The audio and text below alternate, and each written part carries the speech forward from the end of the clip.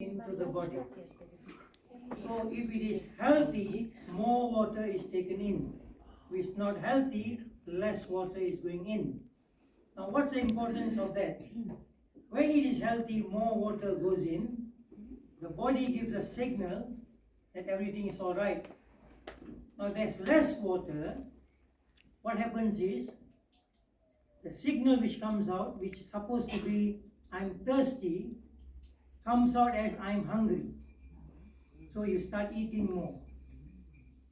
So, and the metabolism is lower. So you start eating more calories, you start putting on weight. So when you blow, more water gets in, and you must drink more water as well. It starts getting in. The signal is you're fine. You don't have to eat. You're not hungry. So you burn more calories, and you start going smaller. Right? So that's what happens with obesity and weight loss. Now how about water retention? Now, who has the most amount of water retention? What kind of sickness? Heart disease. Heart disease? Kidney patients. Oh, yeah. Alright? CKD, chronic kidney disease. Now what happens is they have lots of water retention, and the doctor will tell you, do not drink too much water, maybe 500 ml.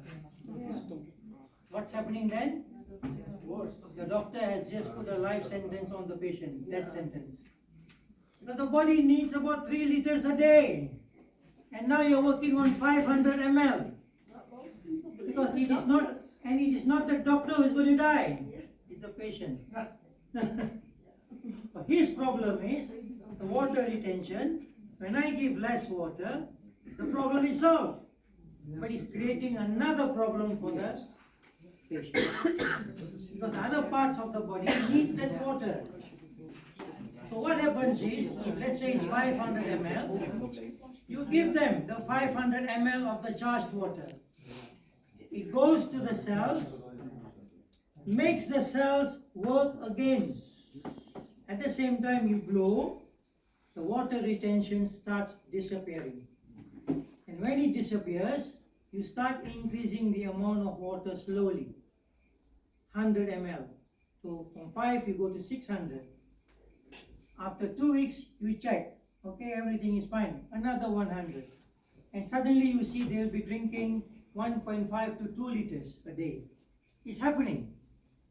And when that happens, you see they turn around. They are so different from what they were. The skin is getting darker because there's less toxins coming out. Now it begins to clear out. They are stronger, they urinate more, they sweat more, and they walk more. They got more energy. It changes them. Yeah. Sorry, I just missed this. What is the first picture? What does it mean? The square around the body. This one. This is the main area where the gastrointestinal tract is. So if you focus on this area, it's going to help you a lot. Right? Okay? And it helps also for people with air in the belly, you know? Yes. Belly, People with air in the belly. Now there could be 2 reasons for that. Number 1 is your digestion is not good. Secondly is you are eating the food in the wrong way. Now what happens is many people have their food, then eat fruits. That will cause problems with lots of air. You're supposed to eat the fruits before you eat. You eat the fruits, maybe after half an hour, then you have your food. So the body takes in whatever it wants. The moment you eat and you have the fruits, it gets mixed with the food and it creates a lot of gas. So that is one. Secondly, the digestive process is not so good. You see, what happens is sometimes people, they play with the pH. pH. You know the pH, water pH?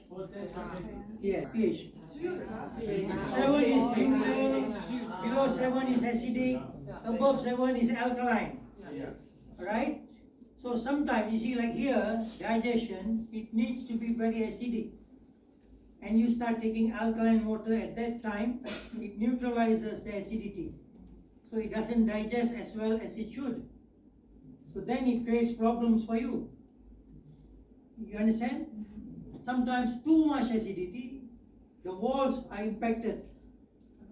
Right? They create problems for the walls. So these are the things sometimes which happen. You know, you eat spicy food and that and this.